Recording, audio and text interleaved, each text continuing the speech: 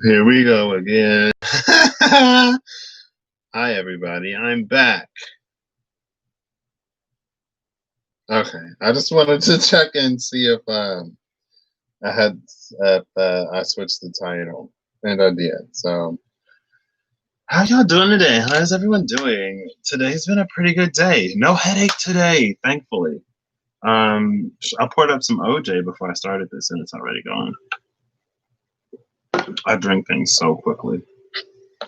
It's kind of tragic sometimes. Whenever I go to a restaurant, I do feel kind of bad, but whenever I go to a restaurant, I'm just like downing drinks, like literally anything, water, frappuccinos, or iced coffee. I just down it, and then eventually the wait person will be like, the waiter or waitress will be like, "I just brought you two," so I don't have to come back so quickly. I'm like, "I'm sorry, but thank you." If there's a drink in front of me, my impulse control when it comes to liquids is like almost zero. I don't know why. It's like I can't just let them sit. Anyway, so I'm going to be doing the Manticore spread today, which is a spread that I built on the other channel, I think. And it was one of those build with me spreads. And I've done one over here before where I lay the cards out and I let the cards decide what the spread is going to be. And I did the angel spread over here. I just got out of the shower, so my hands are a little ashy. It is what it is. I did a deep condition today, and I got this new shampoo with like, it got some like the black soap and some shea butter and some other stuff in it, I think. Hey, Clarinda. Hello. Hello, Clarinda. Thank you, darling, for coming in. So lovely to see you on today. How are you? You well? Sorry. How you doing? I'm feeling so good today. I had no headache. I'm like, yes, come through. Hopefully download season is over. Bottom of the deck is the Eight of Wands. Even the cards are excited. Oh, is this the Knight of Wands? It is. The Knight of Wands came out, which is this cute little red panda. It's so adorable. Shout out again to Casey for gifting me these off my wish list. I don't even remember putting this deck on there. But I was like, everything happens for a reason. Well, indeed. Well, indeed. I'm glad to hear it, Clarinda. So I took a little bit of a sneak peek into the spread, and this is a lot of stuff I've been talking about. Some of the themes for this.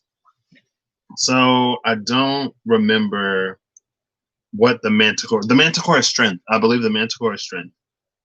And so for the title card, it came out the Manticore. It's a 6-card spread. And the theme is the Ace of Swords, which is the Quetzalcoatl and death. So for some of these, I guess for all of them, I kind of wrote down some bullet points of like what one of the things are. And the Manticore is basically kind of sort of like the Persian version of, is it the Chimera and the Sphinx? Almost like a chimeric sphinxy type of energy. You tried to do that but they wanted to send it to Z. What? Me neither. Like through the Amazon wish list? I thought it just automatically goes to the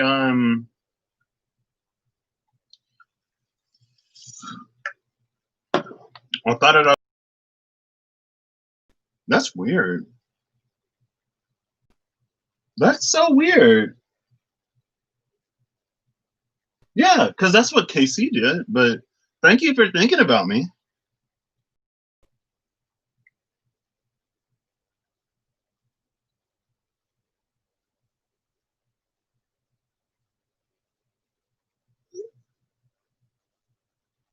So let's get this. Oh, I was going to read the themes. So let's read the themes. Because I was reading these things. I was like, oh my gosh, this is stuff that I've been talking about. Accurate. So the themes are potentially for self-sabotage, which I've been talking about a lot. misleading slash riddly energy, multifaceted issues, ego slash primal instinct, the birth of new possibilities, revelations that lead to reflection, and surgical excision, if I can speak. I don't think Mercury. I'm gonna actually pour myself up some more orange juice. So give me one moment because I'm trying to finish this, OJ, before it goes bad.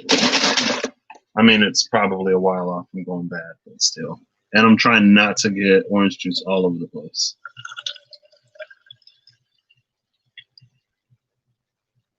Nice.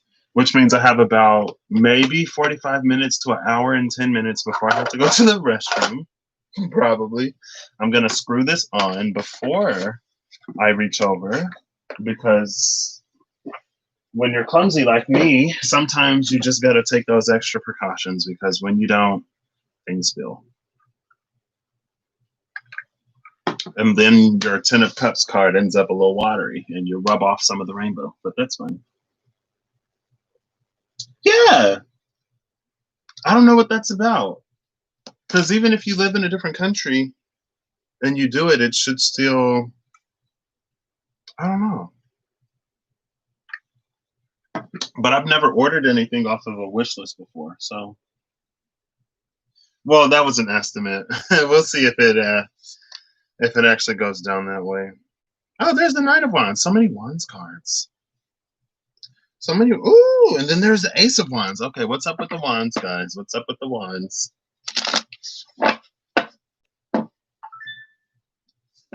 What's up with? Oh, is that the Chariot? No, let's see. Let's see. No, that's the Knight of Cups. Okay, so there's something going on with the Knights today, apparently. On the other channel, I used the SKT today. The Knight of Swords in one video, because I did 2 videos. Because I was going through the book of maps and I saw a spread that I wanted to do. So I came live and I did it again. I did the second one. And the first one, what came out? I was talking about how the Knight of Pentacles is the only knight that crosses the finish line.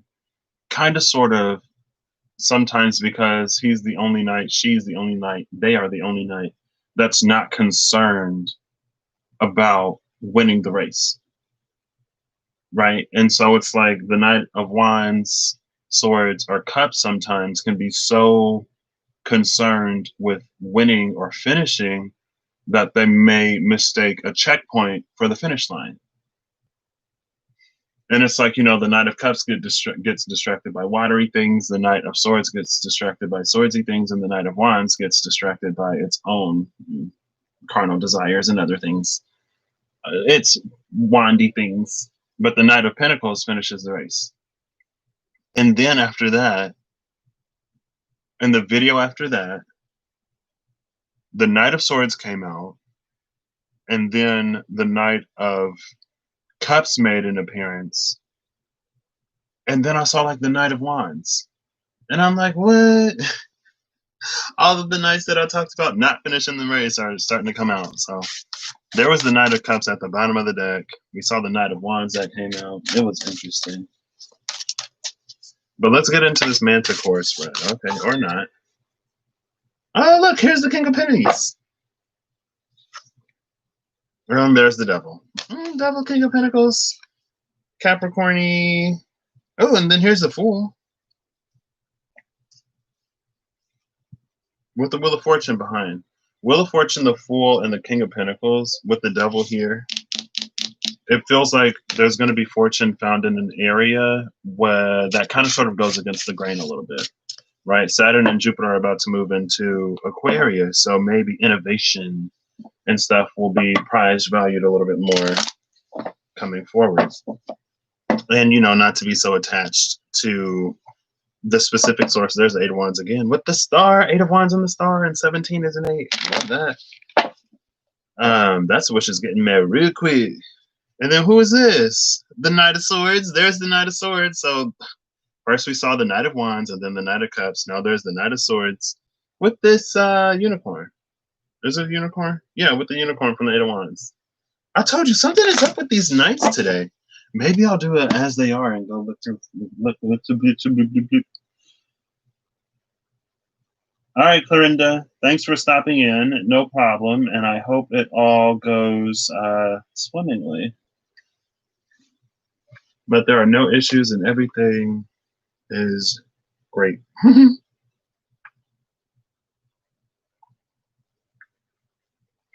Ooh. Oh, what am I hearing? Yes, let's get into this manticore spray. Let's do this so I can zoom in a little bit. Yeah, I don't know what's up with the Knights today. Where's the Chariot? I don't even think I've seen the Chariot. So I'm going to shuffle these up, and then I'm just going to pull off of the top for every position. No problem, Clarinda. Of course, of course. Ooh, there's the Tower and the Devil. We'll love that energy. Because I talked about that yesterday. Right? Or was that earlier today? Excuse me, where we get stuck at devil energy because we're not ready to face the tower. Well, here's the tower, ready to put that behind us. That did not shuffle. That did not shuffle well at all. There we go. Let's give this 3. If nothing comes out. 2 more. 1 more. Final 1. Oops. A little cut.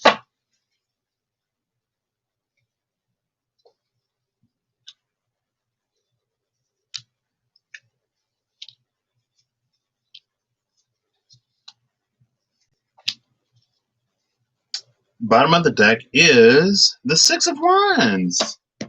6 of Wands in this deck gives me a mercurial energy. Look at those winged boots. Very Hermes. Very Hermes. Also like Mighty Mouse, I guess Speedy Gonzalez. He was a mouse, right?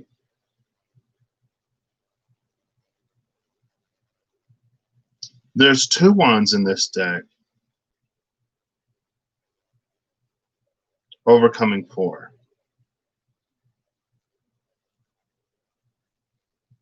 This is that energy I was talking about, where the checkpoint is not the finish line. 4 of Wands is a checkpoint. It's the minor world card, right? The world is the completion of the race. The 4 of Wands is a checkpoint, something that we celebrate along the way. The 2 of Wands that this mouse is holding are not crossed. Behind the 2 of Wands is the 8 of Cups, or behind the 6 of Wands is the 8 of Cups. Love that. There's 1 full moon and 1, I think that's a waxing crescent, I think.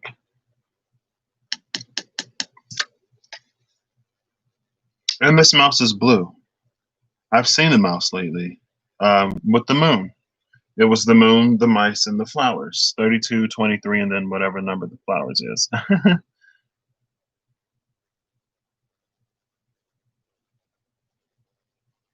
And the moon is important.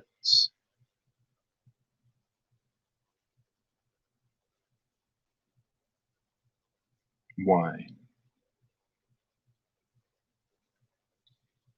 Well, the cow that jumped, I was going to say like the mouse that jumped over the moon with this. Oh, maybe because the blue mouse. Oh, yeah, that's what I was talking about, the moon. The moon and the mouse. We have this blue mouse. Blue, this is a little bit deeper, so maybe a little bit more third eye. This mouse's eyes are like wide open. Holding 1 wand up, the other one in hand. The other wand has a branch.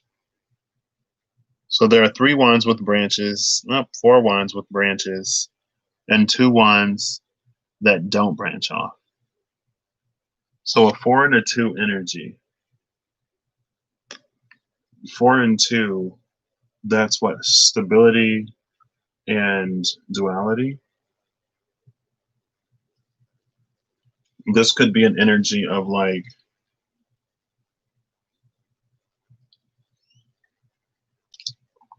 it's very Libran, like rebalancing poles. That's the energy I'm feeling for Libra lately. It's like it's time for us, or it's time for Libran energy to pick a new set point. Maybe increase standards. Maybe be more realistic. I don't know. Okay, let's get into this. So, the area of grace or restraints, we're starting with the Ten of Wands. Interesting, because this card was heavily featured yesterday. That was yesterday, right? See, this is why I shouldn't have did. I did like readings last night before I went to bed, like real late. And I'm like, I don't know what was today, what was yesterday. It was today.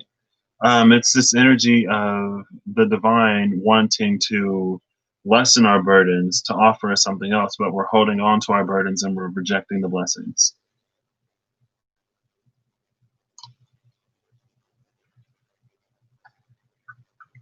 With Miss Deck, I don't think the camel's back is breaking.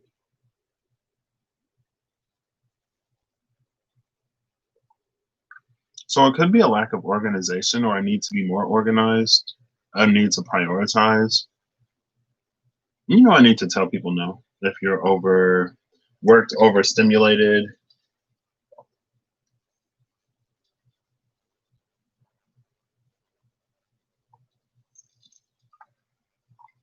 I don't mind pulp, but it's a lot of pulp at the end of this. So on one hand, it's a need for us to be understanding of everything that it is that we're going through.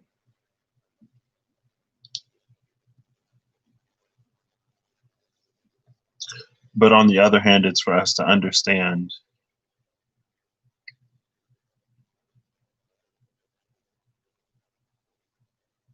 how to actually lessen these burdens, right?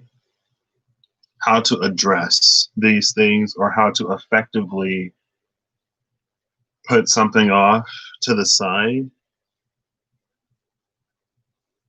until we can get back to it.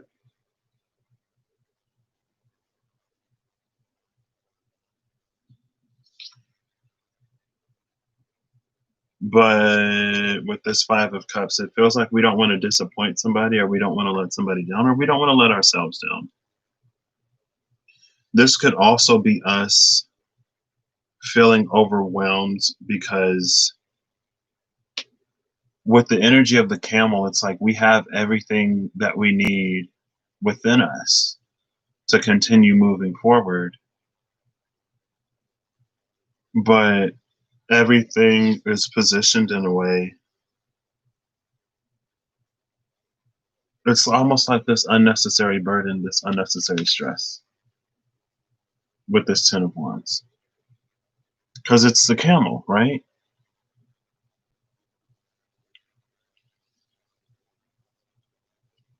One of the things for this is self-sabotage.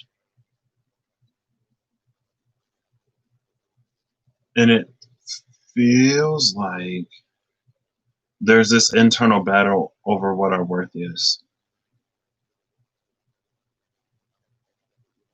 or what we're actually worth.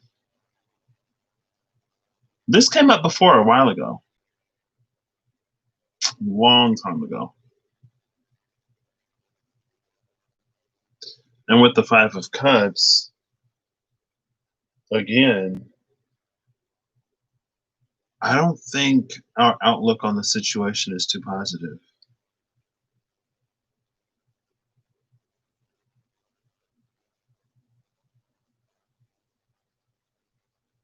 Oh my gosh, this is the four. This is the Four of Cups. This is the Four of Cups. I literally just talked about this. I literally just talked about this. I just told y'all. The Ten of Cups and the Four of Cups came out. And it was like the divine was trying to reduce our burden at the Ten of Cups, and it was also trying to offer us this fourth cup at the Four of Cups. But we were hanging on to our burdens and rejecting the blessings. I don't know why I thought that was the 5 because I started counting the cups. I'm like 1, 2, 3, 4. Hold on, wait. And that 4th cup is magical AF. Like, look at all that stuff. Look at all this stuff coming out of the 4th cup. Y'all see all that? And we crying over that. That's fine. So that changes this a little bit. It doesn't change the outcome because in our world it's the same outcome. We don't see a great outcome in this situation, but also we don't see this 4th cup sitting like literally right there because that's where we're focused right now. It's this very almost afraid of repeating the past type of energy. Also today a very dysmorphic energy came up, and the dysmorphic energy, it's like you have changed but you can't see it because of what you've already internalized, and you haven't addressed any of what was internalized. It's like we make these physical changes or these surface level changes, these aesthetic changes, but on the inside, on the internal, the damage is still there. And it makes it very difficult for us to see how much we've actually changed because on the inside, we feel the same. And there are lots of ways to come into different types of dysmorphias, and none of them great.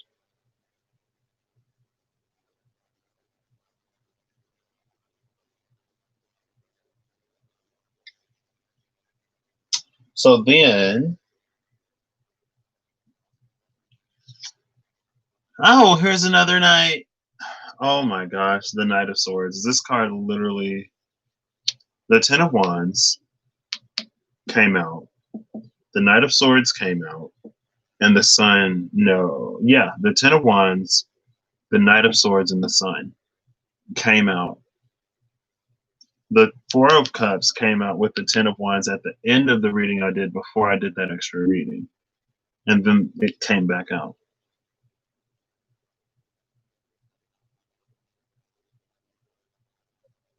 This is our mind. Our mind is our own greatest enemy right now. And it's interesting because in the other Knight of Swords, it was wearing a mask that covered the throat, the third eye, and the crown.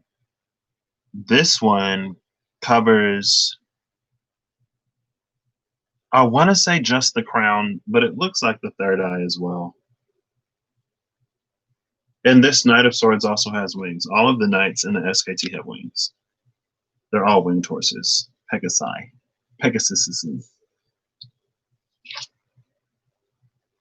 And then here's the Seven of Cups right here.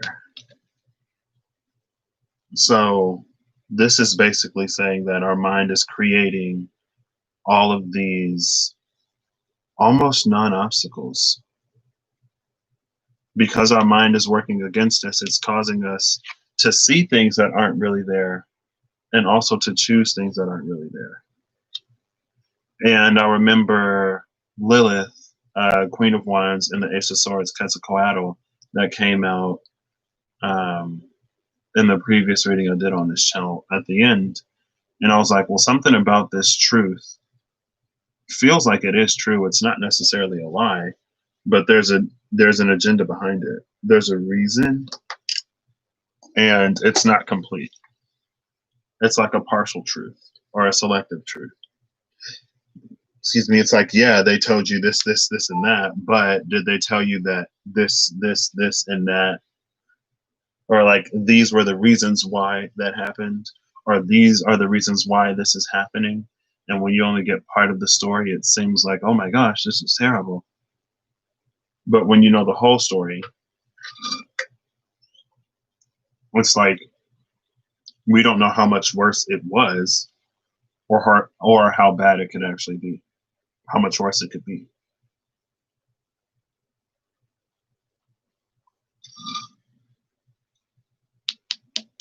This is the energy of someone who appeals to the emotions or something. Whatever this energy is, I love that this fits the theme of everything I literally just read about self-sabotage and riddly energy and stuff like that. But it's like it's telling us these things in a way that plays off of our own weaknesses or plays off of the stuff from the past. Because again, it's this very dysmorphic energy where things have changed on the outside. But because the change hasn't also happened on the inside where it actually matters, we don't see the change. And so we continue to do all of this. I love the separation in both of these cards. On this card, we have 3 cups filled and then another cup off to the side. In this card, it's 6 cups on the horn of the narwhal with the 7th cup off to the fin. And in both of these separate cups, we see something coming out. Those are the only cups that anything is coming out of. All of that water is coming out of the 7th cup. All of that magic is coming out of the 4th cup. But it's the one that we're not paying attention to. It reminds me, and I've gotten this before, there's an episode of The Boondocks with a woman named Luna who had terrible relationships. And basically at the end of the episode, spoiler alert, she blows herself up because her friend convinces her to. And it's like they went through all that work of like getting her to the point of actually working through her problems. And maybe the motivations behind it weren't necessarily, it's not that they weren't true, but it's like, you know, she walked away from that conversation ready to actually put work into herself. And she calls her girlfriend on the phone. And her girlfriend is like, "What? He said what? And you fell for that? Like he's just doing this blah blah blah blah blah blah blah blah blah whatever whatever whatever. If I was you, I would blow myself up. Like I couldn't even do this. I couldn't even do that." And then she blows herself up. And her friend is like, "Hello, hello, are you still there?" And I'm like, and I feel like that's this energy of like we have whatever it is that we need to navigate, move, operate in a different way. But it's like we keep getting triggered because we can't recognize. It seems like we don't know enough of how much changed on the inside. Or maybe things haven't really changed on the inside.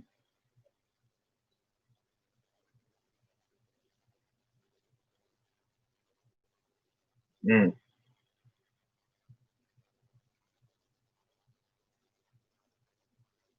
And this energy here, this is monsters of our own making. Both of these together, this is the root cause. And this is how we kind of sort of trick ourselves into continuously falling into the same pitfalls. We keep making the same choices, even maybe when we think we're not. We are, because something here hasn't been addressed to the point where we're still looking at the 3 spilled cups instead of the one that's upright. And with this Knight of Swords, it's like either we're so like quick and eager to run off with what everyone else is saying, or we're just like gullible or so easily triggered because we have to address what actually is holding us back.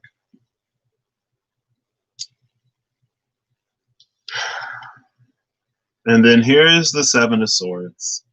Now, this is the space of us doing something for us, in spite of all of this echidna, mother of monsters type of energy.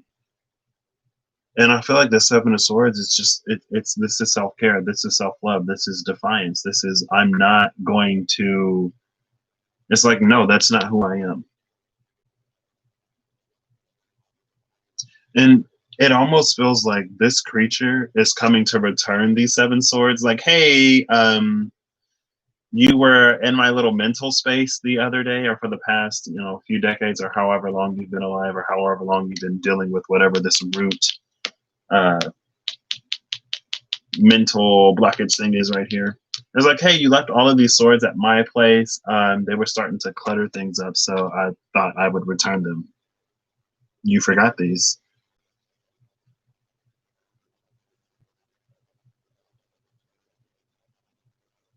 Because all of this stuff, it's not yours. And to continue to hold on to it is to be in this energy of self-sabotage. It's almost like it prevents you from seeing how worthy you actually are, or how awesome you are, or it prevents you from seeing the way in which all of this can be managed.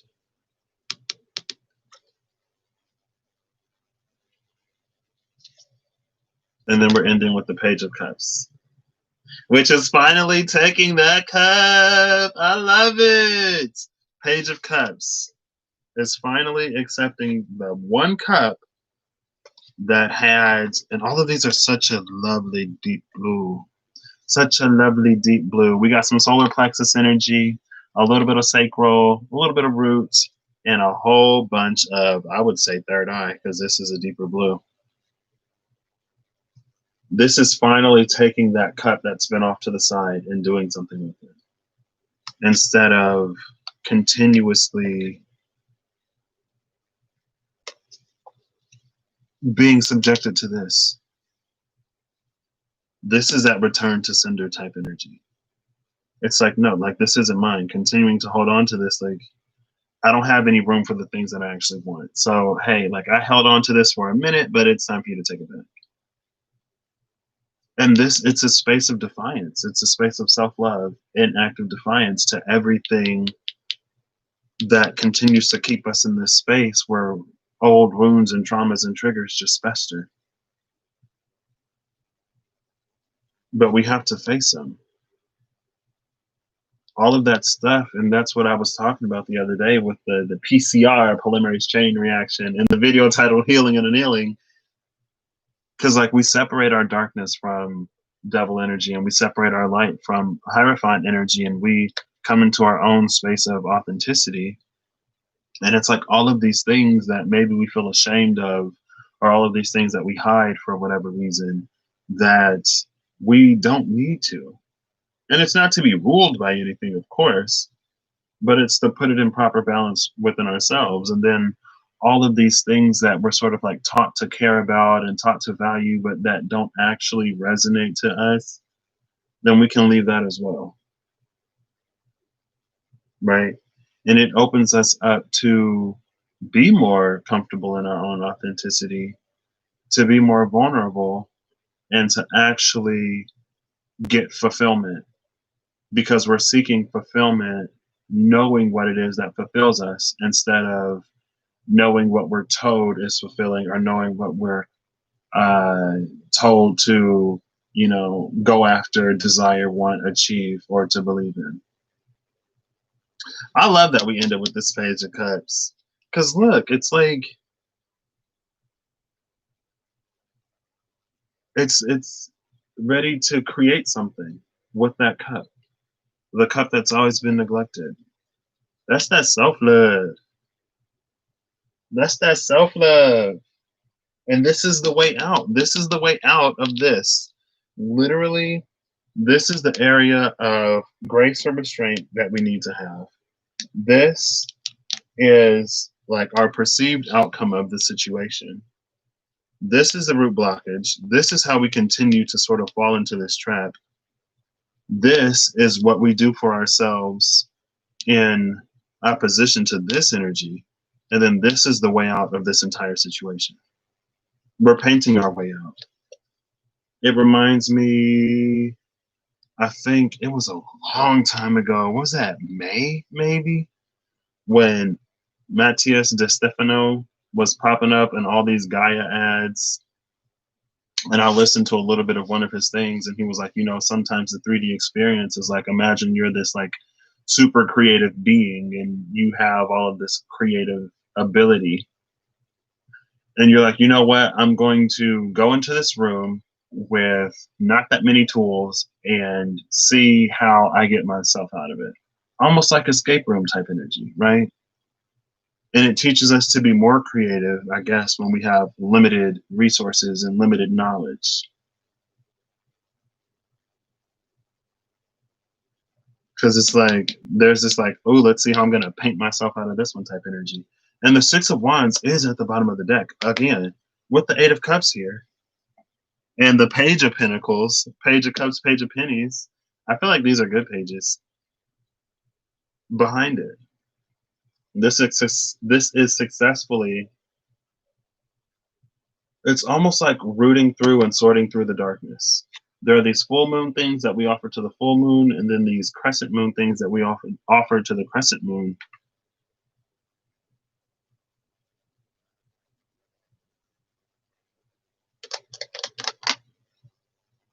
I love this.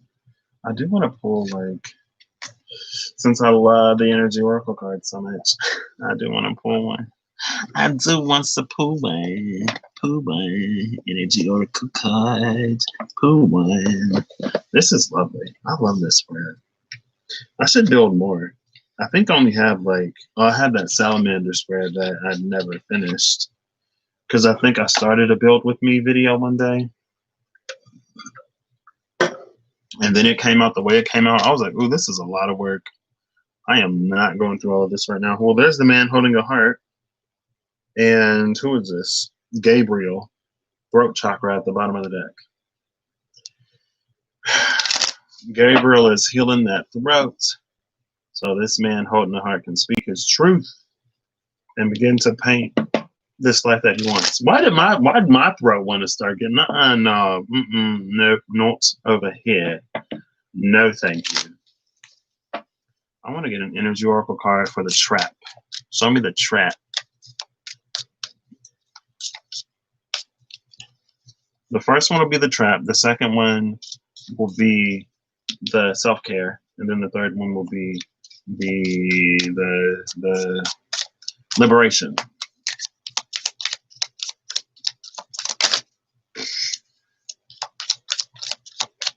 Where's the trap? Is that yin yang? Ooh, the trap is yin yang. Interesting. Interesting. What's the TLC? I was like, oh snap, not the yin yang being the trap. That's a whole bunch. Envy. Oh goodness. And how we get out of this? Or what was this? What did I say it was? The way out, the updraft, the escape, the great escape. Show me the great escape. Maybe there isn't a great escape because we got so many cards for the TLC. Yeah. Bottom of the deck is hostilities. No, we ain't leaving it there. What's the way out of this? Thank you. Bottom of the deck now is the man holding a heart. Yeah, that feels a lot better.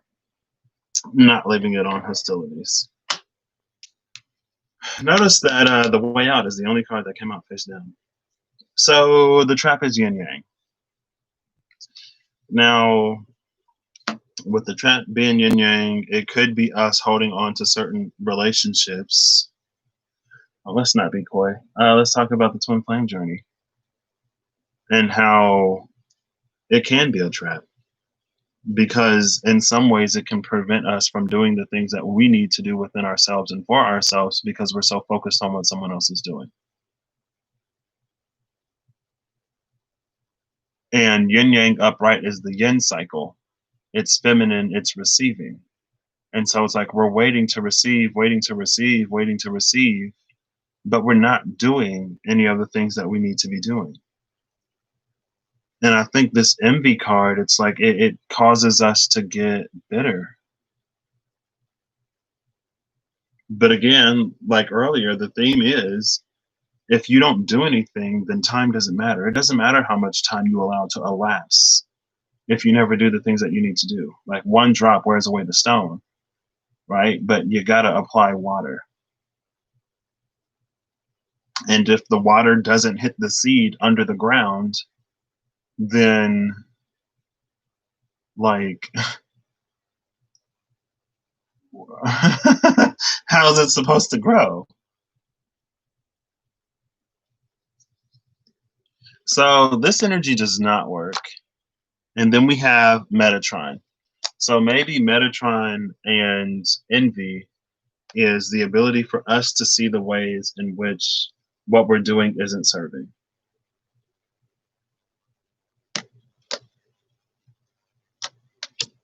And then we have Michael.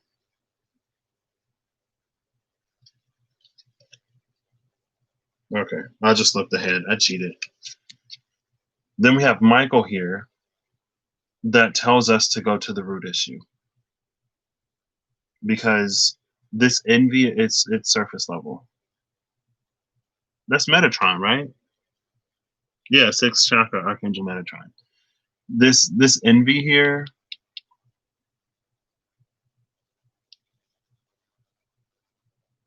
again, it's like, oh, I just got hair on my tongue. Yeah.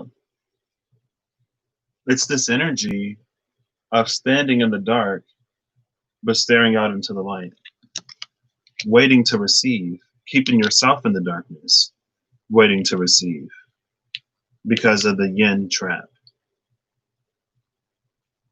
But Metatron is like trying to show you the stagnancy in your situation is because there are things that you're not doing, things that you are refusing to do, or things that you're putting off. And then here's Michael that's like, okay, it's time to get it right. It's time to get moving. And then we have strategy, the world, and journey.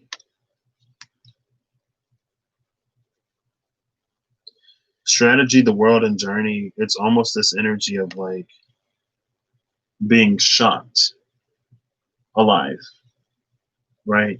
It's like, okay, well, this person isn't moving. What can we do? Well, we would rather not have the whole world fall apart in this person's personal life, but if that's the only thing that will get them to move, then I guess that's what we do.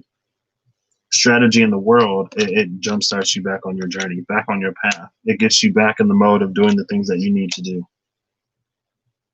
And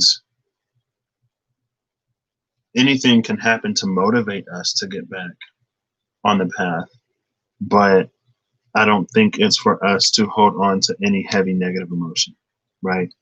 Like, you don't have to develop like an anger or a hatred for somebody that you choose to wait for, that you choose to put your own work off for, waiting for them to come in. You don't have to do that. You can just move.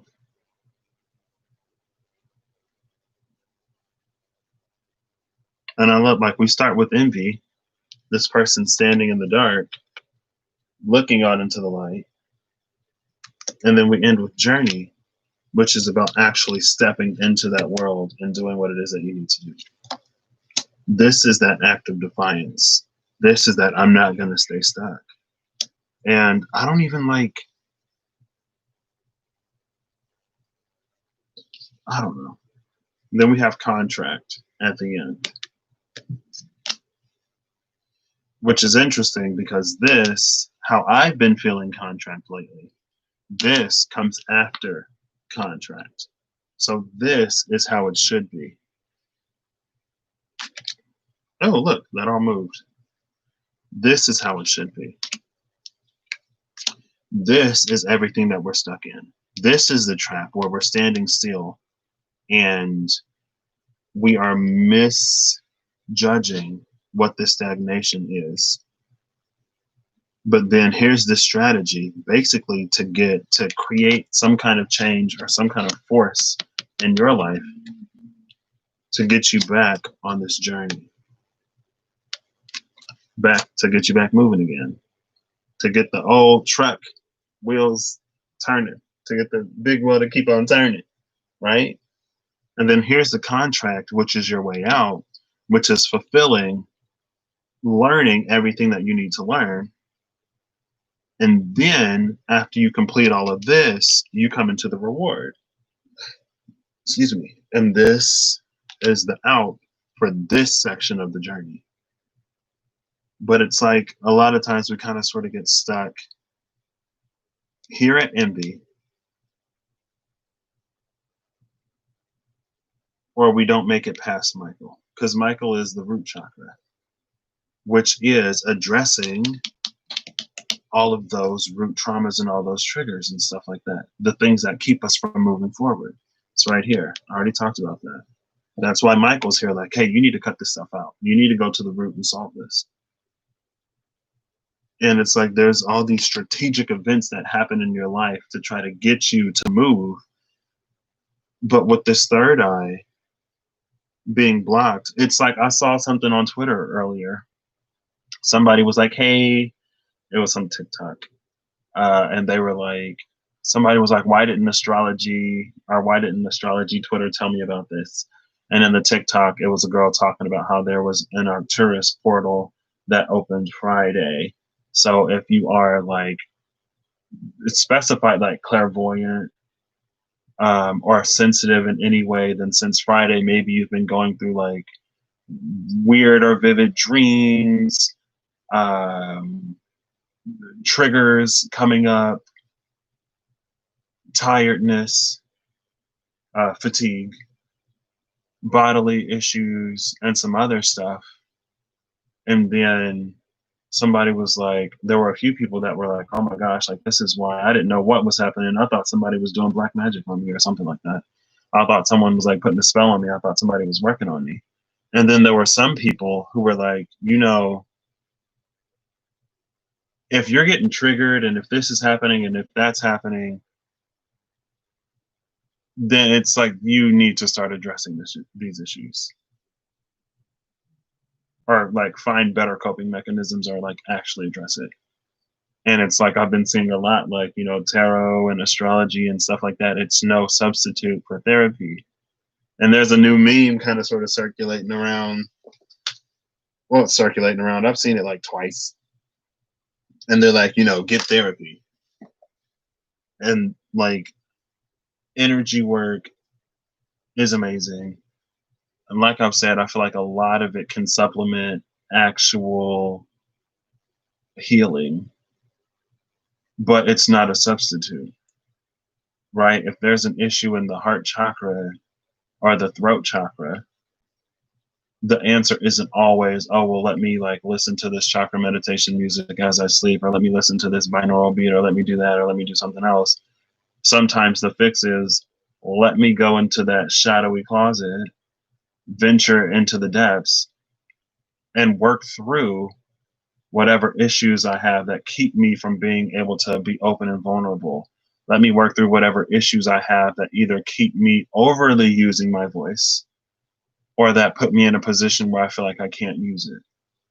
Because without addressing the things at the root, it continues to plague us. Again, if the water can't penetrate the earth to get to the seed, it's never going to germinate. You're never going to see it above ground.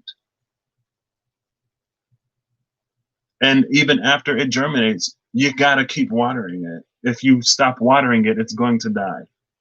It's organic. It needs life and food and nutrients just like you do. And I think that's how I've been feeling contract energy lately. And maybe it's just my own little personal journey. It could be. But it's like, in my world, this yin-yang relationship is not contracted. First of all, I wouldn't like that or want that. I feel like there are these things that we're obligated to learn before we can come into this type of dynamic. There are these things that we have to clear before we can come into this type of dynamic. And that's what these contracts are based off of. It's based off of the things that you need to learn, basically, to step into your authenticity in a way where you could be fully present in this without all of the weight and baggage of this Knight of Swords, Seven of Cups energy. With this return to sender, like this isn't mine. And it frees you up to begin to paint whatever it is you want to paint, to create whatever it is that you want to create. But again, it's like, this is how we're sort of looking at it. I'm not going to be able to pick all these up again, but this is how we're looking at it, where we're putting this first. And because we're putting this first, it's like, if you do step 3 before you do step 1, then it's like steps 1 and 2 never get finished. Or whatever. Take it as resonates. That's just how I feel it. Because we always have free will. Right?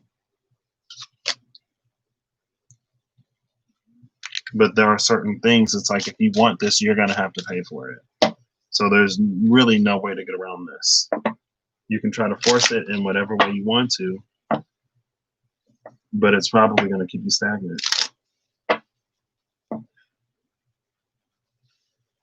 Ooh, man holding a heart, walking away. Walking away, man holding a heart. This is too hard for me. Oh, snap. Wait, what? Okay.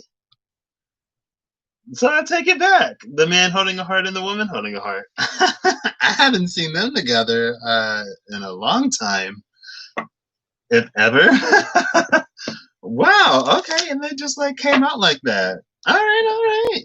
So I thought the man holding a heart was walking away because he was saying, it's too hard. But no, he's walking away from all of this stuff. He's doing that return to sender because he's going to create, or going to that place of where the possibilities are endless. That's that watery emperor energy that came out on the other channel yesterday.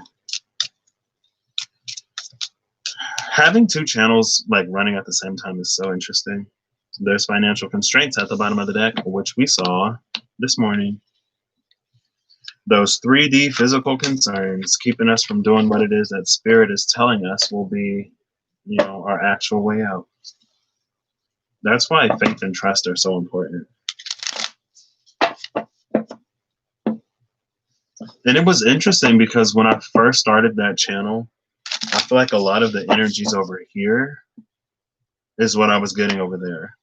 And when I started this one back up, a lot of what I was getting over there, a lot of what I am getting there now is what I was getting over here.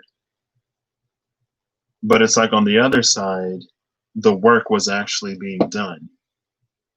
And so things got better and things continue to get better. But on this side, it was like not actually handling it, not actually doing it. And so, of course, things devolved. Because now, spirit, and I talked about the boardroom meetings, was that on this channel or the other one? Where it's like, okay, we need this person to learn that lesson. We need them to get through this. We need them to get through that in order to be where it is they're supposed to be. Who do we have available to come in and teach them this lesson?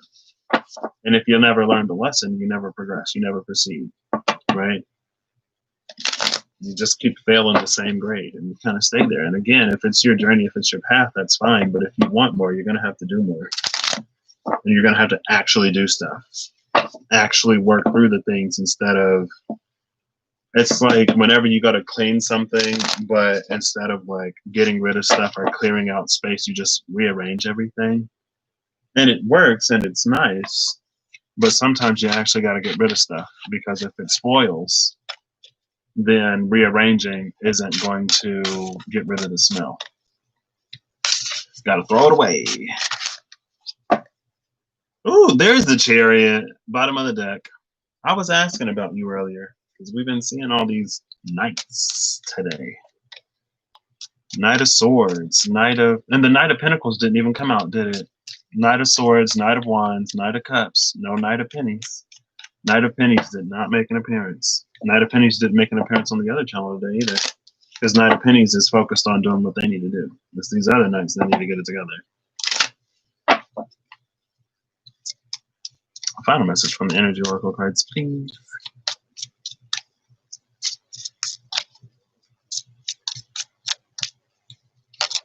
Ooh. Oh, wow, that's so interesting. It's just chilling there. Carrying connections. Oh, carrying connections with Archangel Uriel, 7th chakra, Le Crown, at the bottom of the deck. Let's see if anything else flipped over. I am curious to see what the top card is. Oh, the Magician in the Mirror. Excuse me. This is what happens when we complete that contract. We become these magicians in the mirrors that are able to create our own futures, which gives us, it opens us up for that true yin yang level of connection that's free of mirroring to you all of, because it's like, in my opinion and in my perspective, and it was what, December, January, February, maybe, when I was like, I feel like there's these different sort of levels or types of relationships. There are these different types of relationships. And it was about December when I was like, something about twin flame I don't fully resonate with. And I was like, well, let me see what I resonate with. And then I created the little note in my phone that was divine compliments. And then I forgot that I called them compliments, so then I called them counterparts. But it's these complementary relationships instead of these like, oh, we exactly mirror each other and we're like the exact same person but in two different bodies. And it's not to say that, that's not a thing. But if you come into a complementary relationship, you got to have all of your stuff figured out, because for your complement to mirror exactly back to you the things that you're not addressing is to take them out of their element, because they're not you and they're not supposed to be you. They're not supposed to handle you in the ways that you need to handle you, because they're your complement, right? When you go high, they go low. When they go low, you go high. And then sometimes you meet in the middle. And so it's like, if you're up high, like, and you need that up high energy, and it's not necessarily like high energy, low energy, maybe left and right would be better, because it's not that one is above the other, but like when you are in your element and when they are in their element, that's when we get this maximum resonance. Because it's like where you have a valley, they have a peak. And where you have a peak, they have a valley. It's like these two different things that fit together, but they fit together because they make up for what the other is just like naturally not attuned to. And it's not that one is lacking. It's not that one is incomplete. That's just the complementarity. They complement each other, complete separately, but better together. And again, it's like if you need your person to mirror to you, but they're not supposed to mirror you in that way, there's disharmony, there's discordance, there's the thing that's going to cause this to fall apart. We have to be and do that within ourselves. And that's the day with no mirrors, when we no longer need for our external environment to reflect back to us the things that we're not seeing. Because then it's like it gives everything permission for it to be what it actually is. And then it's like it clears up the third eye in this way that, again, it's like we don't need for things and people to reflect back to us these things, because we already take care of it within ourselves. So it can be what it truly is. It's like the energy of Saturn. It's like Saturn can be this super harsh karmic teacher that is extremely restrictive if it needs to be, but it also has a completely different side. That Aquarian side, right? Where instead of that Capricorn restrictive devil side, it has that Aquarian star side that actually pushes you into the next sort of echelon, I guess. I don't know why the word echelon is the one that came to mind. But it only does that after you set the foundation with that Capricorn energy that will support what it gives you at Aquarian energy. Saturn is not the planet to give you Aquarius when you can't even handle Capricorn. It's like you can't even build like a 1-story outhouse without that thing falling apart, and you want me to give you a permit to build a skyscraper? Excuse me? No. No. Learn to build the outhouse. Learn to build the house. Learn to build the apartment complex. Learn to build the corporation. And then we work our way up to the skyscraper. And then we go into flying cars and, jetpacks and all this other kind of stuff in the future. But if you can't even handle the basics, how are you supposed to get even intermediary? And we can't even approach intermediary if we need for everything outside of us to show us what's wrong with us. Not what's wrong with us, but when we need our environment to reflect back the things to us that we're not addressing, that we're not handling, then how are we supposed to progress? How are you supposed to do 7th grade work if you have to keep repeating the 3rd grade? Right? And it's not to be like whatever, but it's time for us to start addressing the things within ourselves that we need to address, and to probably cope less, or to find healthier coping mechanisms, or to find coping mechanisms that support us in doing the work rather than distracting us from doing it. And we're human and life is hard. Nearly everything is valid and understandable. But it's like, if you can't come in today, I understand. But you're not going to get paid if you don't come in. Right? Like, you've run out of PTO, you've run out of sick days. You're not going to lose your job. We're not going to fire you because we're not that cruel. But if you don't work, you don't get paid. You've used all that time. And maybe it's like you used all that time to like go to the amusement park, to go to a concert, to play a game, to go to your friend's wedding or whatever. And again, like that's your time. You can do with it whatever you will. But when you're actually sick and when you actually need that time and you don't have it, it's the choice you made. And there are repercussions and consequences.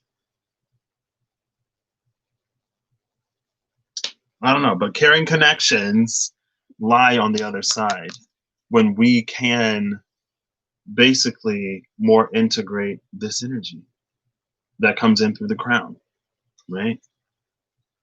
The shadow is the vessel for light. And if your shadow is weak, you're not going to be able to hold anything of significance or that you really want. Well, let's read Carrying Connections. No, let's not. I feel like I've already done that. I feel like I've done that justice. But again, well, not again, but everything that I express on this channel is, of course, my own personal perspective and opinion. I don't claim to be the expert on anything. I don't claim to be psychic. I don't claim to be nothing. I just tell y'all how it come to me, how I get it, or what I believe.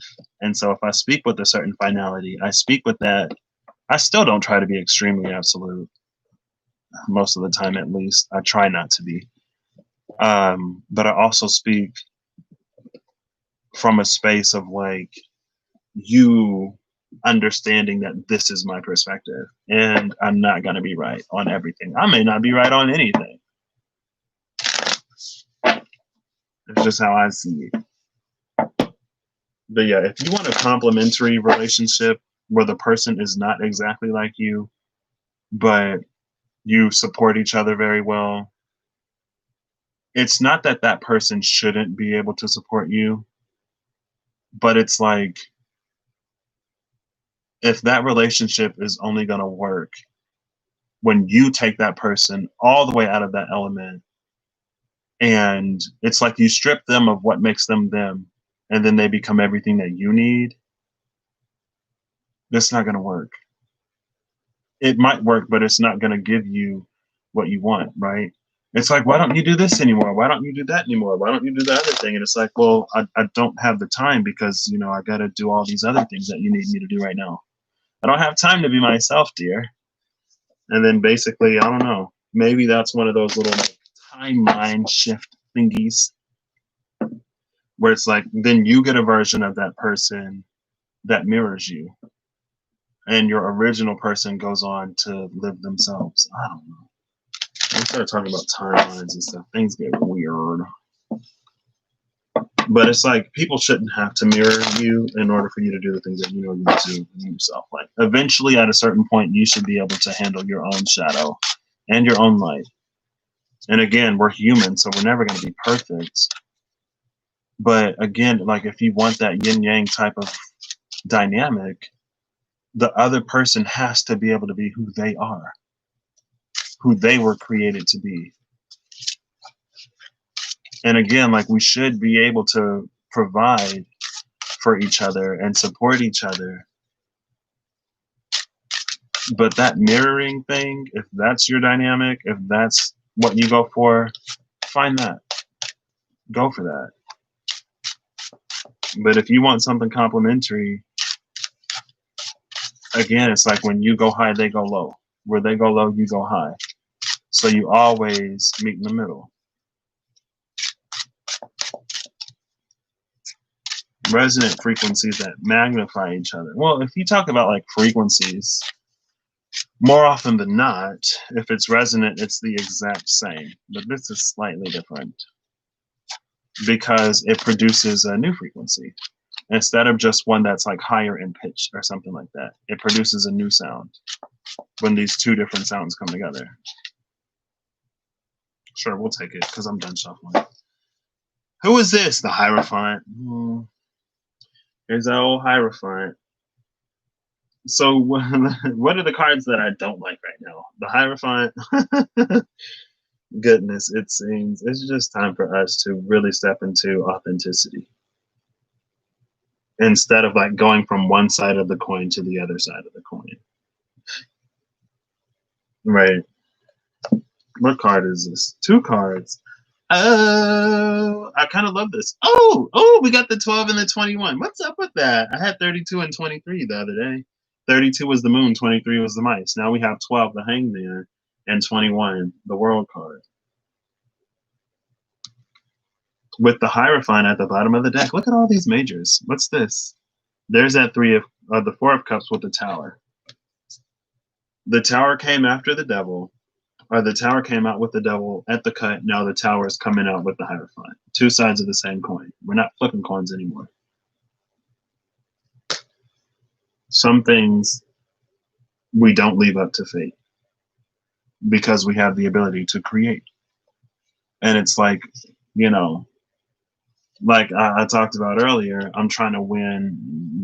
My funds are low. The abundance is flowing, but the funds are low right now. And so with the flowing abundance, everything that I need is taken care of.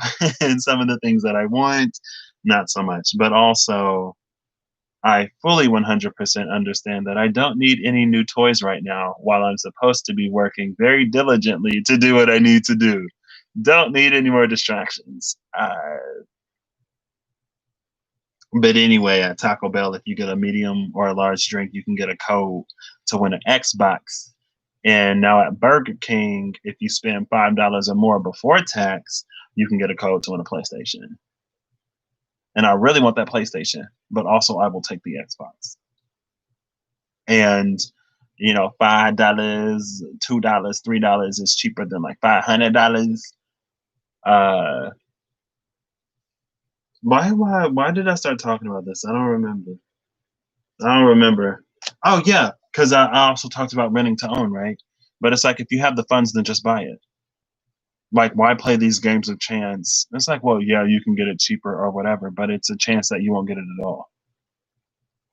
And that's what it feels like a lot of that other energy on the table was. This is all of that waiting and waiting and waiting that we do. Caught by the foot by this Hierophant energy that keeps us. And I was just talking about not being who we naturally are because we have to reflect somebody else or do something like that. Or your environment not being able to be all of what it is because it has to reflect to you the things that you could be doing. It's like Saturn could be giving you all of this like Aquarian inspiration, but She got to keep you doing drills to make sure you get your foundation right. And that's this. It's like you feel like this because we feel like this because we kind of are like this. Because we're not operating in our own element. Frogs are meant to hop and jump, but with the foot tied up, it can't do that. This frog has to find another way to navigate now because this foot is tied up. Now it has to walk where it could jump before, let alone the eagle that was at the back of what, the King of Wands, when I use the vice verses. And I'm like, now this eagle is like walking. It can't even fly. And that lion was right there looking at it like the lion didn't want to go anywhere and the eagle's right there. Now, usually lions don't eat eagles, I don't think. But that lion is like, well, I don't feel like getting up. And you starting to look kind of tasty. And the eagle is like waddling away instead of just taking off the fly. And it's like, what are we doing?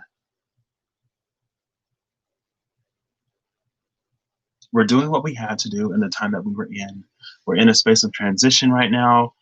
And it's like low key. Let me look at this. Low key. Low key. I feel like this frog leg is slippery enough that if it did a good jump, or if it could squeeze its leg out of there. Low key, I feel like it could. So it's like at a certain point, you're stuck because you want to be. You're stuck because it's easier than getting unstuck. You're stuck because it's more familiar than everything that you don't know. This is a Hierophant energy that used to be a devil energy in our lives. What is that? Hold up. Oh, it's the King of Wands. Okay. I was like, oh, I saw that red. I was like, is that the devil? Is this the That's the Page of Wands. Okay, it's the King of Wands. I was just talking about the King of Wands, wasn't I? With the lion and the eagle behind his throne. I was like, I don't think I've ever seen the King of Wands in that deck. And then it came out. I mean, it was the back of the King of Wands, so technically I still didn't see him. Saw the back of his throne where the eagle and the lion were chilling.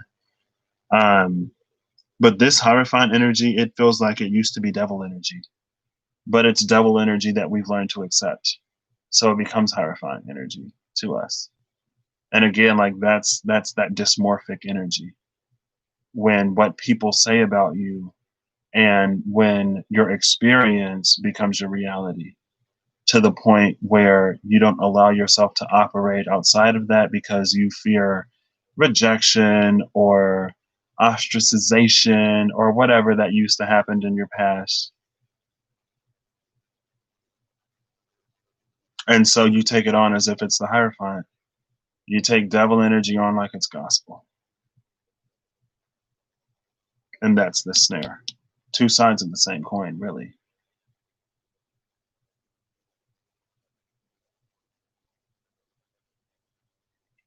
And it feels like it's that episode of SpongeBob where Sandy was gonna hibernate and SpongeBob and Patrick went into the tree dome or something, and she was like sleepwalking, and she was like, "Which one of you is Dirty Dan?" And then Patrick was like, I am." First of all, I wouldn't have did that. And like they were running away from Sandy, and I just saw the GIF where she like lassoed Patrick, and then there was like that explosion back in the back because it's like both of these energies are like running away. Oh my gosh, SpongeBob is yellow, Patrick is pink, but the yellow one gets caught and the pink one gets away here. So not how it happened in the cartoon, but not everything is how you see it in the movies. It's like this Hierophant is going after him up this way. This Hierophant is going after him. The frog gets caught like mid leap, lassoed, but the world card, like she gets away. And here's this pink energy versus this yellow energy. Pink is the color of the higher heart chakra. Yellow is the color of the solar plexus. But this is a frog operating where here is literally the Hierophant. Yellow is his domain. and it catches them. But there's our salvation with that world card. She crosses the finish line. This is the major completion. Okay, I'm gonna go looking for the Knight of Pentacles, because I said earlier, sometimes we come across these Four of Wands states, or we look at these Four of Wands states as if they're worlds, but they're not. They're the Four of Wands. Like, we're supposed to continue on past that Four of Wands point. And that's where the Knights of Swords, Wands, and Cups get lost sometimes, because they set up camp not even at the end of the journey. But the Knight of Pentacles is the one who makes it all the way. So since we got the World card out now, I am going to look myself for the Knight of Pennies, because he did not show up today. She did not show up today. They did not show up today. Knight of Pennies is like, I got better things to be doing right now. And look, okay, let's see. There's the Knight of Wands. Here's the Knight of Cups.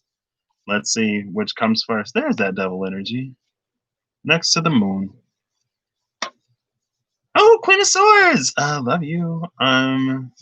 Let's see if the Knight of Swords pops up before the Knight of Pentacles. I don't even remember what the Knight of Pentacles looks like in this deck, honestly.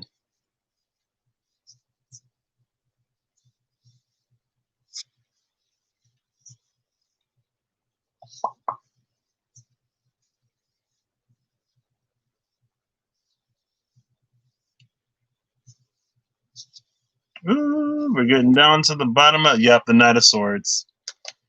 So the Knight of Wands, the Knight of Cups, and the Knight of Swords all came out before this Knight of Pentacles.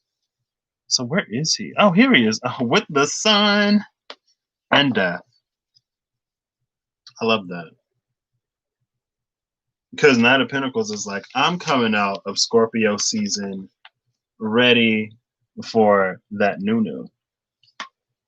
It's like, and that's what, like, I tried to take the last like 2 decades or the last decade and a half of Libra season. I was like, for some of the stuff that I can transform in my own life, I don't have to wait until the energy of Scorpio season comes in to do that. And it's like, well, if I do the death part now, then I can just do the rebirth of Scorpio season and be good. Like, ready to emerge from the chrysalis type of rebirth, ready to get that Sun. And like, that's where he's looking. He's gone through death. He's carried that pentacle through death, allowed the things to fall, what fall, allow what will fall to fall, to get that Sun. I knew this Knight of Pentacles was up to some good. Looking in the same direction as this World card, towards the Sun. And then this may be that spooky trick-or-treat Halloween energy coming in to try to get this Knight, but this Knight ain't even paying attention. This Knight is like, there's nothing that you can do to hurt me. Like, I've already been through all of that. Been there, done that. Sun time. I love this. Okay, so I am actually going to get a final message, because that was a little bit meaty. That was a little meaty. But yeah, not a fan of Hierophant energy right now, honestly. Not controlling Hierophant energy. Not that south node of Capricorn that we just left Hierophant energy. And I was thinking about that yesterday, maybe last night, maybe earlier today. I don't know what is time. But it's like, we had South Node Capricorn, South Node Sagittarius right now, which is, in some energy, it's the questioning of governments and organizations and the philosophies behind them. Because when we go through the zodiac in the right way, we start with the philosophy, and then the foundation, and then the organization. But we're going backwards, right? So first, we look at the legitimacy of the organizations. Then we look at the foundational things. And after that, we look at the philosophies behind them. Like, how did he even get to this point in the first place? Where did we go wrong? That's kind of sort of South Node Sagittarius, finding out where we went wrong in this after we already in South Node Capricorn was like, something about this ain't right. But it's not enough to just make those surface level changes. If we only make those surface level changes, if we only get rid of the Capricorn, but we don't look at the Sagittarius that led to the establishment of the Capricorn in the first place, it's going to lead to more Capricorn. If you don't take care of the issue at the root, it's like picking all of the fruit off and expecting for the thing to die. It's like, no, in the next season, it's going to grow more fruit. Hello? You got to pull it up by the roots. But we're going to be coming into this North Node Taurus next, where we get to reestablish that Hierophant energy. Right? Because we're looking at those foundations now, and with South Node Sagittarius, we are changing the things, or we're questioning the things that maybe we didn't necessarily question before, that we kind of sort of blindly accepted because it's just what you do, right?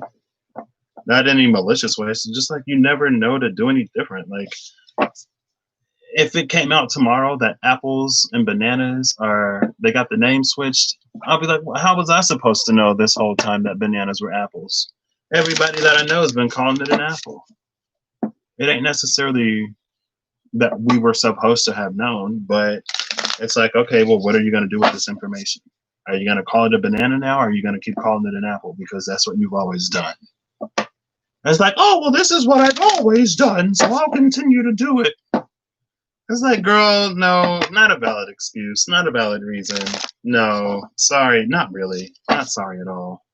It's like, oh, this is what I've always done. Okay, well, you know, when you were a baby and you were pooping in your pants, why'd you stop doing that? Why'd you stop eating baby food? Why'd you stop saying goo goo gaga?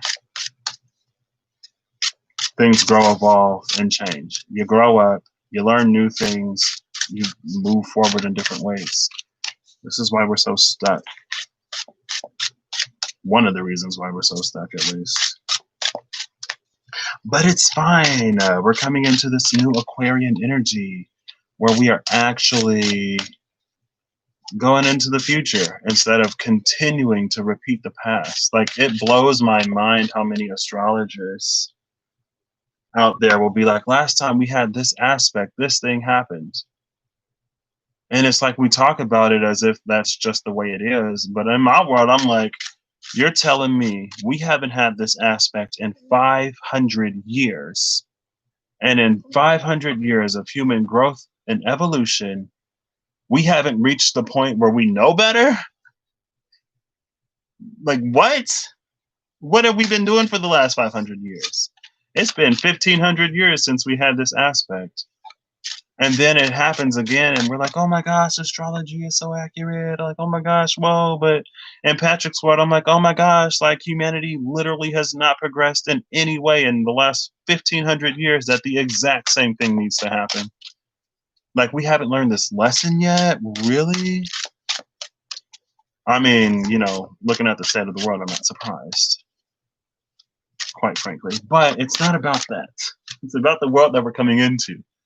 Hopefully we can leave the old stuff behind. We get to experience the cool and like rad Aquarian side of Saturn instead of continuing to experience the Capricorn side of Saturn because we just don't get that foundation quite right. And it's like, how come every time I try to build, things fall apart? It's like, well, I don't know. Go back to school. Go talk to a professional. Look at your designs and make sure they're like structurally sound before you just start building stuff. It's like, oh, I always forget to put the keystone at the top of the arch. No wonder why all of these portals just fall apart. It's like, yeah, the keystone kind of sort of holds the whole arch in place. It reminds me of one of the buildings. They built one of the buildings on campus without an office. And so the office is like a little broom closet in that building. And there was another building, I think, like they forgot to put in bathrooms. It's like, how do you forget to put in bathrooms? Hello? People got to use it. And it's like, oh, well, you know, we didn't look over the blueprints before we built the building. So now we're going to have to figure something out. And it's like, well, that's why you get a second pair of eyes. Because, you know, we're human. We make mistakes. We overlook things sometimes, but that's why it's helpful to have a second pair of eyes. And somebody had to approve that, right? I don't know. Anyway, that's enough about Capricorn and Sagittarius. But Taurus North Node is next. So we do kind of sort of have an opportunity to, through this North Node Cancer, North Node Gemini, like North Node Cancer, we come into these open hearts, we connect with spirit. We're like, yes, spirit, I want to create positive impacts in the world, love and light all the way. And then North Node Gemini, it's like, okay, well, what can I do in my corner of the world to make it a little brighter? What can I do? How can I use my whatever to create whatever. And then we come into North Node Taurus, where because everyone was doing, okay, well, this is new Hierophant. I was talking about new Hierophant energy and it fell out. Hopefully, let's see. Oh, yeah, this is new Hierophant. This is that new Hierophant energy because the Tower and Judgment. Oof. Yeah. The Tower and Judgment. 2016 is the Tower and Judgment. 2016 is when I think it was like May 2016 where one second, because I just looked to see when the node shifted into Aquarius earlier today. Because I was like, node shifting into Aquarius before Capricorn, that's like 2017, May 2017 is when the North Node shifted into Aquarius. So that was North Node Pisces. South Node Pisces was 2016.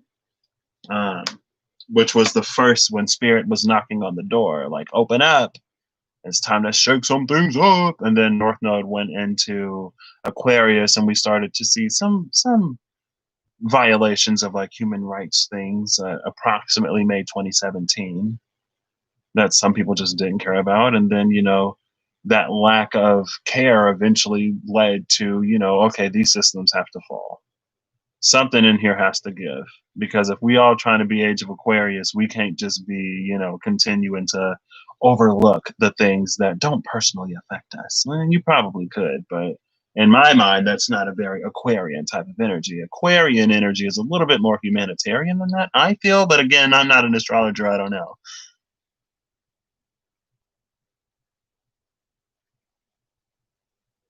Hierophant coming out with the Tower and Judgment, though. That's big oof energy. And then the Seven of Pentacles, the Seven of Wands. There's Godzilla fighting off everybody. Like, no, I will not change. Well, here's Six of Wands. This little mouse, this little tiny mouse is going to come in and handle this. Love that. But anyway, North Node Gemini, when enough of us are making these choices and decisions and utilizing the power of our free will to influence the world in ways,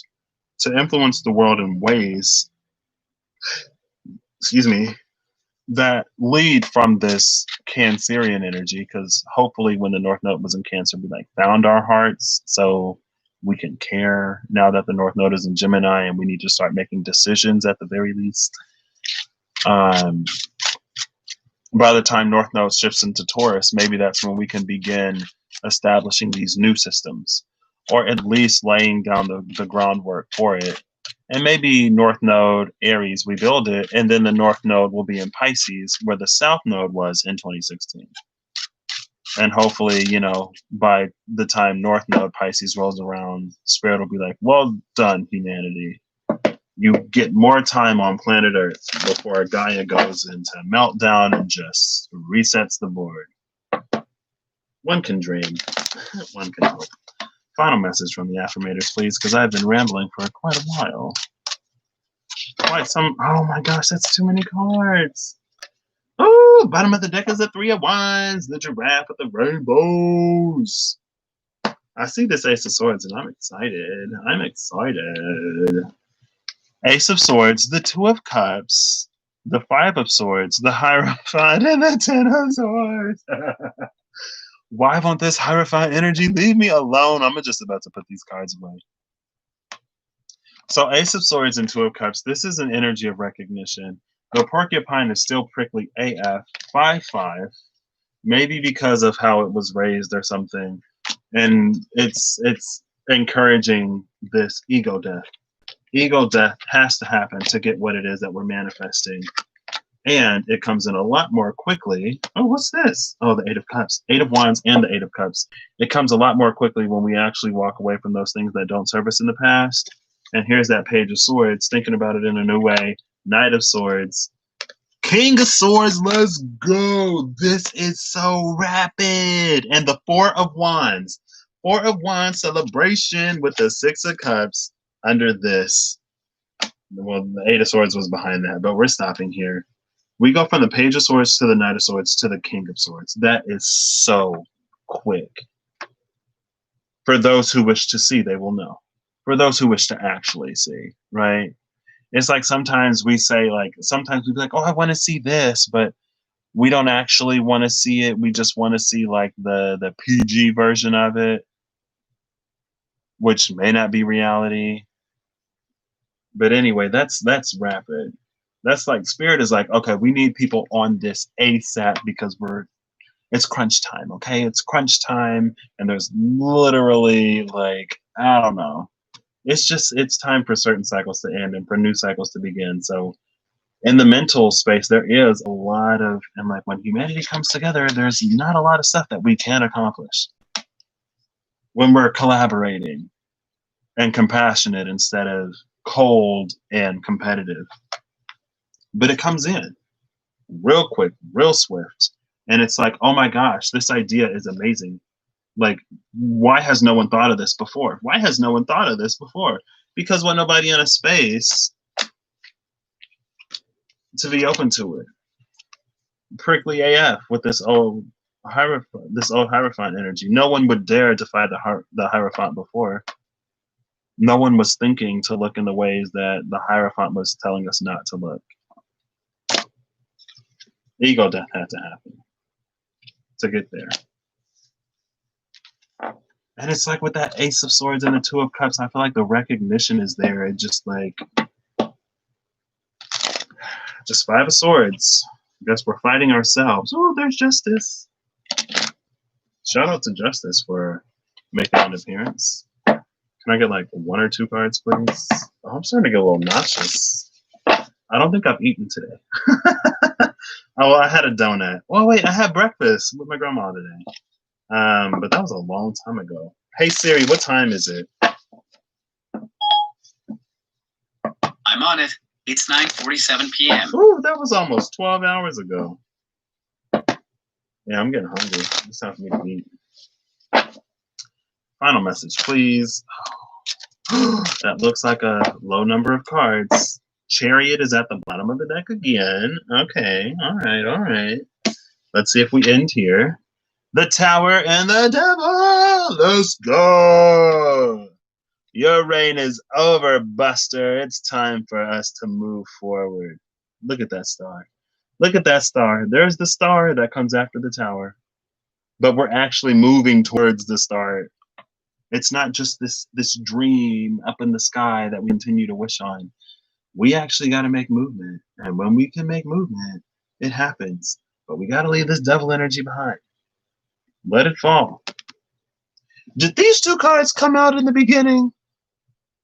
Like one of the first final messages? And I just kept going and kept going and kept going? Are these cards telling me, bruh? And was the Chariot at the bottom of the deck when these came out earlier? These cards like, bro, you could have ended this video an hour ago. An hour ago. It's time for that old energy to fall. Like we've already done South Node Capricorn. So what is the Tower? The Tower is Mars. So we have Capricorn and Mars.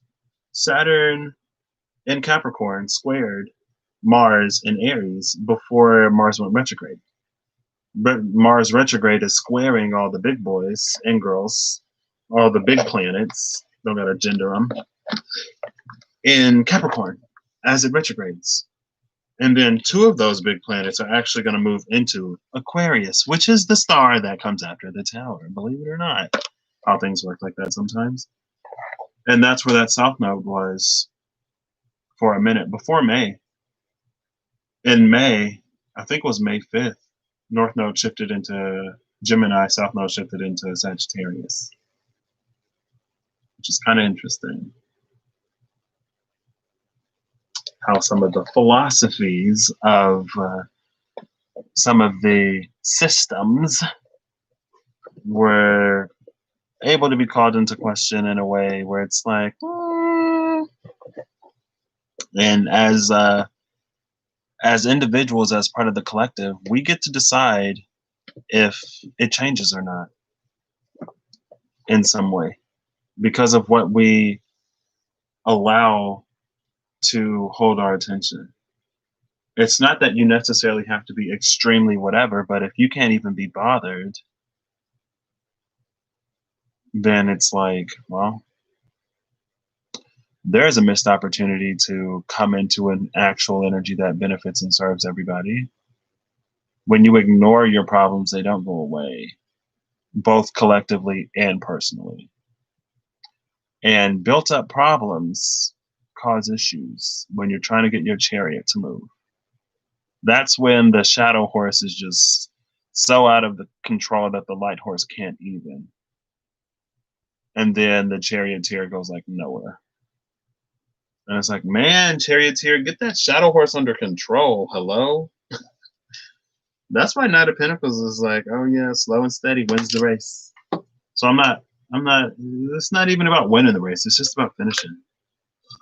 And it's not even about finishing the race. It's just about getting to the next spot. Like, this ain't it. This is not it.